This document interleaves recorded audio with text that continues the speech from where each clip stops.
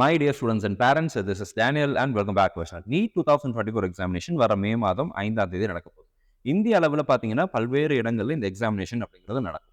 India மட்டும் இல்லை, last இயரை போல இந்த வருஷமும் கிட்டத்தட்ட ஒரு 14 சிட்டிஸில் அவுட் சைட் ஆஃப் இந்தியா வேற நாடுகளில் 14 இடங்களில் இந்த எக்ஸாமினேஷன் அப்படிங்கிறது இந்த வருஷம் நடத்த போகிறோம்னு சொல்லி NT அனௌன்ஸ்மெண்ட் பண்ணியிருக்காங்க. அதெல்லாம் உங்களுக்கு தெரிஞ்ச விஷயம் தான். உதாரணத்துக்கு குவைத்தில் நடக்குது, துபாயில் நடக்குது, அபுதாபியில் நடக்குது, இந்த மாதிரி ஒரு 14 இடங்களில் இந்த எக்ஸாமினேஷன் அப்படிங்கிறது நடக்குது. நம்மளுடைய சேனலை பார்த்துட்டு இருக்கக்கூடிய நிறைய மாணவர்கள், நிறைய பெற்றோர்கள் இந்தியாவிலிருந்து மட்டும் இல்லை, இந்தியர்கள் நிறைய பேர் வந்து அப்ராடில் போய் ஒர்க் பண்ணிட்டு இருக்கக்கூடிய பேரண்ட்ஸாக இருக்கிறாங்க. அப்ராட்லேயே கம்ப்ளீட்டாக ஸ்கூலிங் பண்ணக்கூடிய ஸ்டூடெண்ட்ஸ் இருக்கிறாங்க. அல்லது பார்ஷியலாக நான் வந்து பேரண்ட்ஸ் அங்கே இருக்கிறாங்க, ஸ்டூடெண்ட்ஸ் எல்லாம் இங்கே படிச்சுட்டு இருக்காங்க.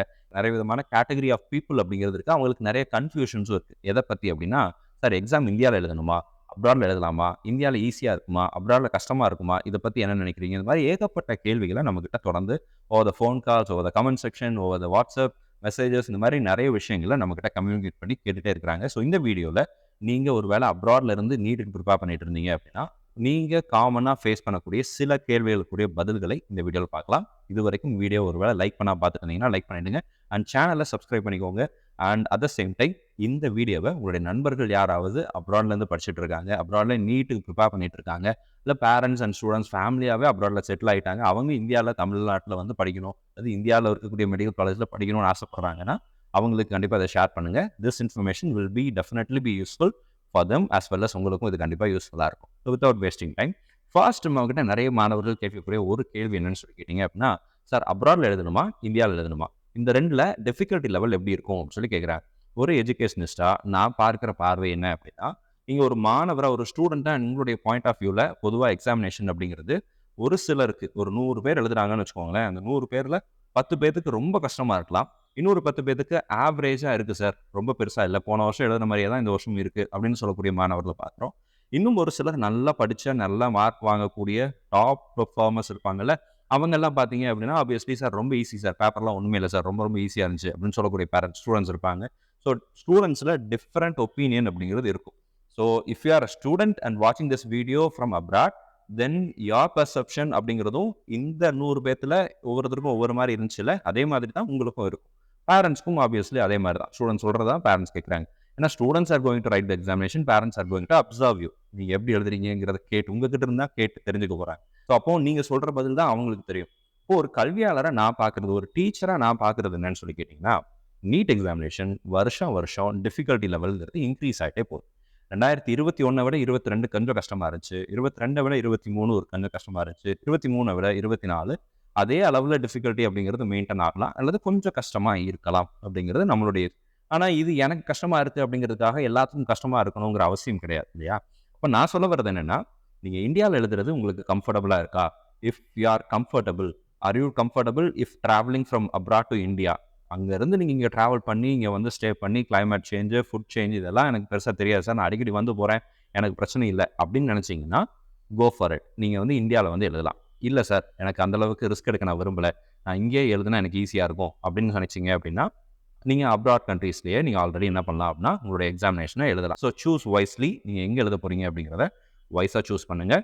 அண்ட் இந்த இதில் பார்க்கும்போது நீங்கள் எத்தனை வருஷம் படிச்சிருக்கீங்க அப்படிங்கிறது முக்கியம் இல்லை, அந்த 3 மணி நேரம் எக்ஸாமினேஷன் ஹாலில் உட்காந்து நீங்கள் என்ன எழுத போகிறீங்க அதுதான் உங்களுடைய மார்க்கை வந்து டிசைட் பண்ண போகுது. ஸோ நீங்கள் 2 வருஷம் படிச்சிருக்கலாம், 1 வருஷம் ரிப்பீட் பண்ணியிருக்கலாம், 2 வருஷம் ரிப்பீட் பண்ணியிருக்கலாம், 11th 12th அதுக்கப்புறம் நான் கண்டினியூஸாக 11th படிச்சுட்டு வரேன் சார், 6th படிச்சுட்டு வரேன் சார் அப்படின்னு சொல்லக்கூடிய யாரை வேணால் நீங்கள் இருக்கலாம்.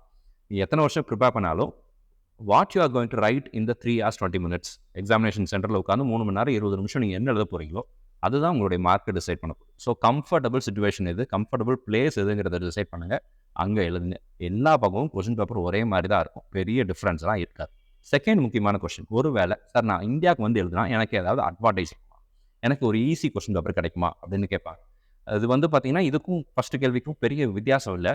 ஆனால் இந்தியாவுக்கு வந்து நீங்கள் எழுதுறீங்க அப்படின்னா இந்தியா ஃபுல்லாக ஒரே கொஸ்டின் பேப்பர் அப்படிங்கிறது இருக்குது. சில நேரங்களில் அப்ராட் கண்ட்ரீஸில் வேறு கொஸ்டின் பேப்பர்ஸ் அப்படிங்கிறது கொடுக்குறாங்க. அதெல்லாம் அப்ராட் கண்ட்ரீஸ்க்கு ஒரு கொஸ்டினும் இந்தியாவுக்கு ஒரு கொஸ்டினும் டிஃப்ரெண்ட் ஆஃப் கொஸ்டின்ஸ் அப்படிங்கிறது வர்றதுக்கு சான்சஸ் இருக்குது. ஸோ நீங்கள் இந்தியாவில் வந்து எழுதுனா எல்லா மாணவர்கள், லட்சக்கணக்கில் மாணவர்கள் எழுதுறாங்கல்ல, அதே கொஸ்டினை தான் நீங்கள் எழுதிருப்பீங்க. ஸோ அது ஒரு அட்வான்டேஜ்னு நீங்கள் நினச்சிங்கன்னா அட்வான்டேஜ், அது தவிர வேறு எந்த விதமான அட்வான்டேஜும் கிடையாது. சரிங்களா? So there is no advantage in writing NEET examination in India. Third most repeated or most enquired question என்ன அப்படின்னு சொன்னால், சார் நான் வந்து நேஷ்னாலிட்டி கொடுக்கும்போது இந்தியன்னு கொடுக்கணுமா, என்ஆர்ஐன்னு கொடுக்கணுமா அப்படின்னு சொல்லி நிறைய பேரண்ட்ஸ் நம்மக்கிட்ட கேட்பாங்க. So it depends on how much mark your what is going to get. உங்களுடைய குழந்தைங்க எந்த மார்க் எடுக்க போகிறாங்கங்கிறத பொறுத்து, நீங்கள் எந்த கேட்டகரியில் சீட் எடுக்க போகிறீங்கிறத பொறுத்து நீங்கள் இந்தியன்னு கொடுக்கலாம் அல்லது என்ஆர்ஐன்னு கொடுக்கலாம். நீங்கள் ஓவர் த பீரியட் ஒரு சர்டன் இயர்ஸ்க்கு மேலே நீங்கள் வந்து அப்ராடில் ஒர்க் பண்ணிட்டு இருக்கீங்க, கண்டினியூஸாக ஒர்க் பண்ணுறீங்க அப்படின்னா you are eligible for NRI. அதுக்குன்னு நம்ம சில டாக்குமெண்ட்ஸ் எல்லாம் வாங்க வேண்டியிருக்கும். அதை பற்றினா அடுத்தடுத்த வீடியோவில் நான் உங்களுக்கு ஷேர் பண்ணுறேன். எப்படி அப்ளை பண்ணுறது, அந்த என்ஆர்ஐ எம்பசி சர்டிஃபிகேட்லாம் எப்படி வாங்குறது, அதை பற்றிலாம் செப்பரேட்டாக நான் வீடியோஸ் போடுறேன். ஆனால் நீங்கள் வந்து ஒரு குறிப்பிட்ட வருஷத்துக்கு மேலே நீங்கள் ஃபாரின்லேயே ஒர்க் பண்ணிட்டு இருக்கீங்க அப்படின்னா you are eligible to claim NRI category. That doesn't mean that நீங்கள் இந்தியன் நேஷனாலிட்டி இல்லைன்னு சொல்ல மாட்டாங்க. நீங்கள் வந்து இந்தியன்னு கொடுத்துருந்தா கூட, ஒரு வேளை நீங்கள் அப்ளிகேஷன் போடும்போது இந்தியன் நான் கொடுத்துருக்கேன் சார், நான் என்ஆர்ஐன்னு மாற்ற முடியுமான்னு கேட்டால், at later point of time நீங்கள் எந்த டைமில் வேணால் நீங்கள் என்ன பண்ணிக்கலாம் அப்படின்னா சேஞ்ச் பண்ணிக்கலாம். ஆல் இண்டியா கோட்டா பொறுத்த வரைக்கும் அவங்கள அதுக்கு வந்து உங்களுக்கு ஆப்ஷன்ஸ் அப்படிங்கிறது கொடுப்பாங்க.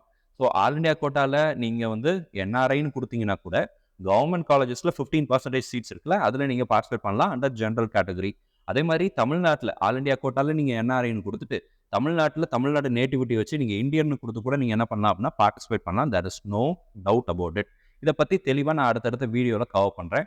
ஸோ நீங்கள் நேஷ்னாலிட்டி இந்தியன்னே கொடுங்க.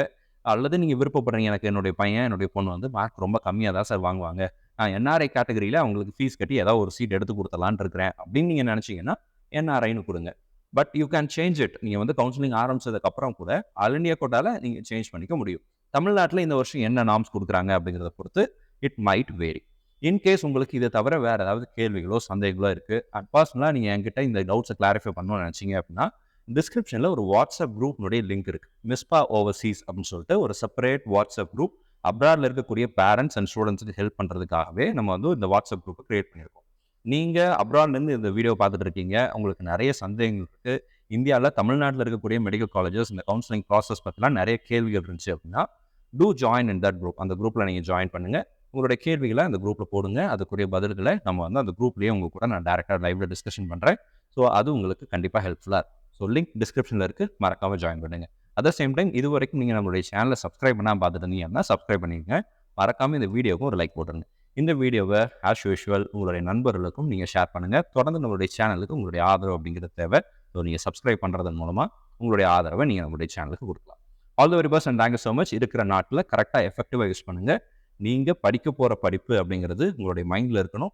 எம்பிபிஎஸ் படிக்கணும்னா அதுக்கு நம்ம இப்போ கொஞ்சம் கஷ்டப்பட்டு தான் ஆகணும். அப்போ தான் நம்ம கவர்மெண்ட் கோட்டா சீட்டில் சேர முடியும் அப்படிங்கிறத மனசில் வச்சுட்டு அதை மட்டும் மெயின் பண்ணி டார்கெட்டாக வச்சு நீங்கள் நல்லா படிங்க. கண்டிப்பாக நீங்கள் எதிர்பார்த்துருக்கிற ஒரு காலேஜில், ஒரு கவர்மெண்ட் மெடிக்கல் காலேஜோ அல்லது ப்ரைவேட் மெடிக்கல் காலேஜோ, whatever is your expectation, அது ஃபுல்ஃபில் ஆகணும்னு சொல்லி உங்களுக்காக நானும் ப்ரே பண்ணிக்கிறேன். All the very best and thank you so much.